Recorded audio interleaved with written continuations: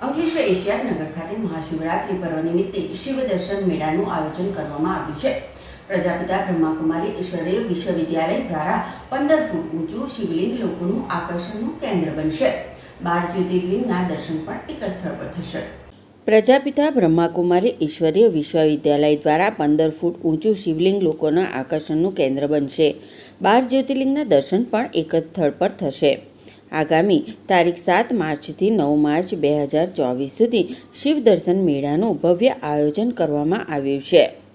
અંકલેશ્વર પ્રજાપિતા બ્રહ્માકુમારી ઈશ્વરીય વિશ્વવિદ્યાલય દ્વારા દર વર્ષે મહાશિવરાત્રિ પર્વ પર લોકોને શિવ સંદેશ પાઠવવા માટે અનેક પ્રકારના આયોજન કરાતા હોય છે।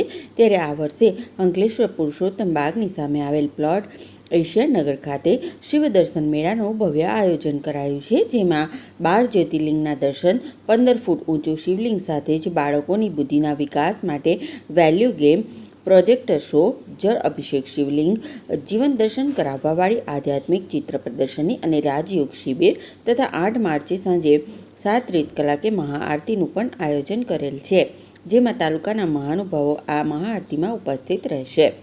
શિવ દર્શન મેળો આવતીકાલે 7 માર્ચથી 9 માર્ચ સુધી ચાલનાર છે। રોજ સવારે 9 થી 1 અને સાંજે 5 થી 10 મેળાનો લાભ લોકો લઈ શકશે।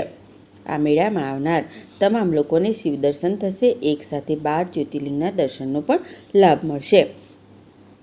આ મેળો કરવાનો ખાસ ઉદ્દેશ્ય લોકોમાં પરમાત્મા પ્રત્યે જાગૃતિ આવે તથા પરમાત્મા કોણ છે, પરમાત્માનો પરિચય તથા પરમાત્માના સ્વરૂપોનું વર્ણન આ મેળામાં કરવામાં આવ્યું છે। આવતીકાલે તારીખ 7 માર્ચના રોજ સાંજે 4 કલાકે ખુલ્લો મૂકવામાં આવશે।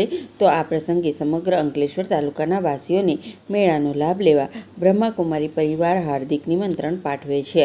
શાંતિ પ્રજાપિતા બ્રહ્માકુમારી ઈશ્વરીય વિશ્વવિદ્યાલય અંકલેશ્વર દ્વારા આયોજિત 88મી ત્રિમૂર્તિ શિવ જયંતિ પર 15 ફૂટ ઊંચું શિવલિંગ સાથે સાથે 12 જ્યોતિર્લિંગમ અને તેની સાથે વેલ્યુ ગેમનું આયોજન કરવામાં આવેલું છે।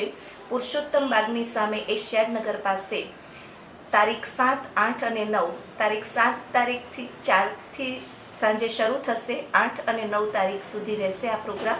તો અંકલેશ્વરની જાહેર જનતાને અમે હાર્દિક નિમંત્રણ આપીએ છીએ કે આ પ્રોગ્રામનો આપ સૌ ખાસ લાભ લેશો।